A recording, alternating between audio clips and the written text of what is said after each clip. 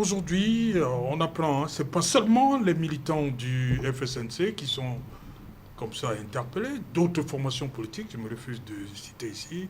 Comment comprendre ces interpellations à l'approche des élections locales de 2026? Je me suis laissé emporter tout à l'heure parce que j'ai horreur de la manipulation et du mensonge. Quand vous voyez des papas censés éduquer leur enfant mentir à Mondovision, je me demande s'ils croient encore en Dieu. Il y a un niveau où on est en train de perdre les fondements même de ce qu'on appelle la dignité humaine. Notre pays est en train d'aller dans un gouffre droit au mur. Et à la lui où on parle, les mains tendues d'hypocrisie, ça ne sert plus à rien à personne. Vous savez, à un moment donné, on a même plus peur de mourir. Parce que ces gens, ils n'ont tellement tué que voilà, on sait que si je peux tuer un moustique, ma vie c'est quoi? C'est un détail, ça ne sert à rien. Aujourd'hui, on a en face de nous des gens sans vergogne, sans aucune pudicité, sans aucune dignité, qui mentent comme ils respirent. Je vous donne un exemple. Vous voulez qu'on parle des élections locales qui arrivent? Oui. Les élections locales qui arrivent, c'est eux qui décident de qui gagne et qui va perdre. Le principe est simple. Il suffit qu'on annule votre liste avant les élections. Vous perdez. Comment vous allez gagner quand votre liste ne concourt même pas? Mais vous voyez à un niveau où les gens sont cyniques. Dans le Nyong-Ekele, par exemple, le président Paul Biya a gagné les élections. Il était premier avec 16 058 voix. Allez voir ce que le Conseil constitutionnel a publié dans les résultats nationaux. On lui a donné 38 559 voix. Vous voulez qu'on continue dans quoi? On va aller dans quelle élection? Il faut qu'on arrête cette connerie-là. Nous sommes tous Camerounais. Ce pays nous appartient, nous tous. Autant à Paul Biya qu'à moi-même. Il faut qu'on arrête de se moquer des gens. On ne peut pas continuer comme ça. Il faut qu'on sache que nous tous, on est Camerounais. Il n'y a pas un Camerounais qui a un sang qui soit violet, l'autre a un sang qui est rouge. On a des gens qui sont à un niveau où ils ont perdu leur âme. Ils n'ont plus la crainte de Dieu. Ils ne croient plus en rien. Ils peuvent tuer tout le monde, écraser tout le monde comme des souris, et envoyer des gens à la télé faire de la comédie. Mais ce n'est pas de ça qu'il est question ici. La vérité est claire. Nous tous, on la connaît. Et cette vérité-là, même si on tue tous les Camerounais, elle va rester vraie. La vérité ne va jamais, au grand jamais, se procéder devant le mensonge. Ça n'arrivera jamais. Jamais. Et il faut que les gens sachent une chose. Que ce soit la gendarmerie, que ce soit la police, que ce soit la DGRE, que ce soit la surveillance du territoire, quel que soit le corps des armées qu'il y a là. Tout le monde connaît la vérité. Même le policier qui prend son arme pour tuer son frère, il connaît la vérité. Il sait que Chiroma a gagné l'élection. Il sait. La vérité est que je sais, comme la lumière, elle ne se cache pas. La lumière ne se cache pas. Il faut qu'on soit certain dans ce pays. Il faut qu'on sache que là, on amène le pays ici. Moi, c'est quoi? Qui vous dit qu'en ce temps, ils ne vont pas me tuer? Ma vie, c'est rien. Ou moi, ça fait combien d'années?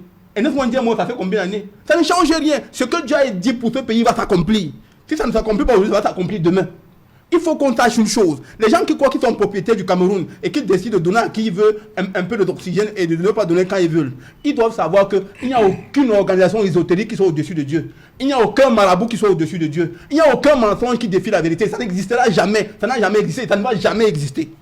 Aussi longtemps que Dieu est l'autorité suprême de toute l'humanité, aussi longtemps que la vérité va écraser le mensonge. Toute manipulation va connaître l'échec. Et je vous dis, aussi longtemps que Dieu est vivant, ce pays-ci va connaître la vérité. La vérité va surplomber toute loge maçonnique, tout ce qui sera fait. La vérité va dominer ça. Je voulais donc vous dire que quand vous commencez à parler de l'élection locale, c'est pour dire que l'élection présidentielle est finie. Et que comme le Conseil constitutionnel a fabriqué les chiffres pour donner Paul Biya vainqueur, ça veut dire que c'est ça. On se lève dessus.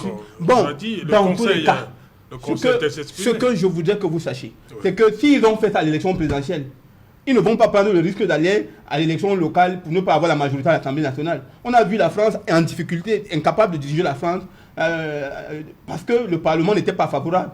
Ils ont les mêmes méthodes qu'ils ont utilisées à l'élection présidentielle. Vous savez, tout le Cameroun peut voter sur Paul Biya gagne quand même. Il suffit que Clément Atangana le proclame vainqueur avec les chiffres. Le chiffre ne coûte rien. Les gens ont dit brûler les unes. Brûler les unes, c'était archaïque, c'est depuis. Je vous parle. Allez dans. Je vous donne. C'est un travail que j'ai fait personnellement. Allez faire. Ce qui m'énerve dans ce pays, les journalistes, j'ai toujours l'impression qu'ils ont renoncé à leur travail. Faites une investigation journalistique dans la région du centre, les 10 départements du centre. Ramenez-nous les résultats, comparez-les. Le Conseil constitutionnel a publié les décisions qu'ils ont prises. Donc tout le monde a ça. Moi, en tout cas, moi je l'ai si vous ne l'avez pas. Comparez ces chiffres, département par département, de chaque région du centre Cameroun. Et voyons-nous tous ensemble ce qu'il y a. Commençons par le Nyong-Ekele. Allons dans le Nyong-Eso. Allons dans le Nyong-Fumu. Allons dans la Mefou-Akono. Allons dans la Mefé-Afamba. Allons faire les 10 départements seulement de la région du centre. Et trouver là où viennent les 700 000 voix de Paul Biya. Il faut qu'on arrête ça. Ce pays-ci, ce n'est pas le pays de Ngongo seul. Ce n'est pas le pays d'Atangandi seul. C'est le pays de nous tous. Même moi, mes arrière-grands-pères, mes grands-pères, tout le monde sont enterrés dans ce sol. Quand je pose mes pieds sur cette terre-là, elle communique avec mes ancêtres. Il n'y a personne parmi eux, parce qu'ils ont eu le privilège d'être assis et avoir des milliards, qui leur donnent le droit de vivre ou de mort sur tous les autres. Ça n'existe pas, ça ne va jamais exister. Il faut que la vérité soit la seule chose qui nous lie, nous tous, qui régule les lois. Il faut savoir une chose, dans une société humaine, le seul souverain après Dieu, c'est le peuple. Ce n'est pas le Conseil constitutionnel, ça n'existe pas. Le Conseil constitutionnel est nommé par le peuple. Le Conseil constitutionnel est nommé par le président de la République qui exerce ce pouvoir au nom du peuple. C'est ce que la Constitution dit. Moi, je ne suis pas avocat, je ne connais pas les lois, mais je ne connais aucune société humaine où il y a des institutions qui sont au-dessus du peuple. Et on ne peut pas se moquer des Camerounais à ce point. On ne peut pas le faire. Bon, dites-moi, la convention que l'ONU a signée avec les Cam, c'était pourquoi? Quelle est la plus-value de ça jusqu'à aujourd'hui? Quelle est la position de l'ONU? Qu'est-ce qu'elle nous dit?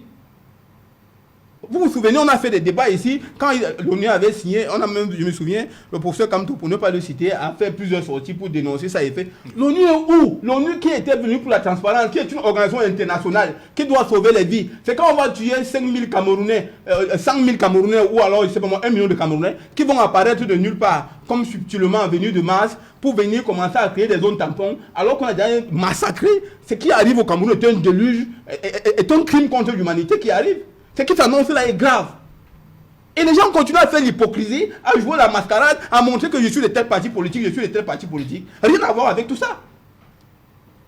La vérité est là. Il faut qu'on la dise et qu'on l'assume pleinement. Les gens ont peur de mourir. Et tous ceux qui sont morts là, ils sont morts pour qui alors? Il y a qui, quand on va te tuer, ça va, si on me tue maintenant là, demain ils vont pas laisser mourir. Il n'y a personne à Yaoundé qui va rester éternellement en vie. Tout le monde en va l'enterrer. Il faut qu'on arrête avec ce niveau de méchanceté là.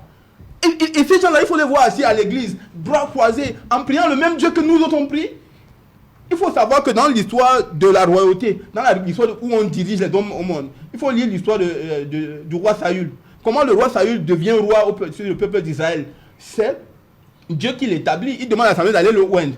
Et lorsque Dieu a tourné le dos à Saül, et qu'il à Saul, en réalité, qu'est-ce que Dieu a dit à Samuel? Va oindre David.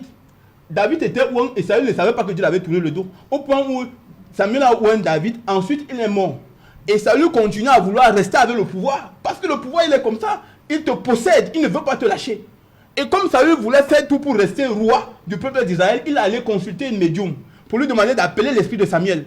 Qui voulait consulter Samuel. Quand Samuel est venu appeler par cette médium, Samuel dit à Saül, pourquoi me trouves-tu dans mon repos? Et il lui dit, j'ai consulté l'Éternel par les prophètes, par les songes, par les médiums. À aucun moment il m'a répondu. Donc je suis venu vers toi pour que l'Éternel... Il dit, mais si l'Éternel ne te répond pas, tu vois comment il va te dire quoi? C'est l'Éternel qui est suprême.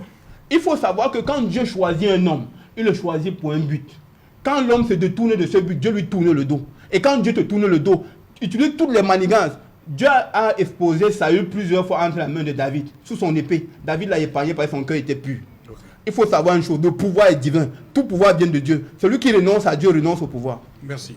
Oui, d'abord, Simon Moukete, votre regard d'analyste, quelle cohérence donc entre cette main tendue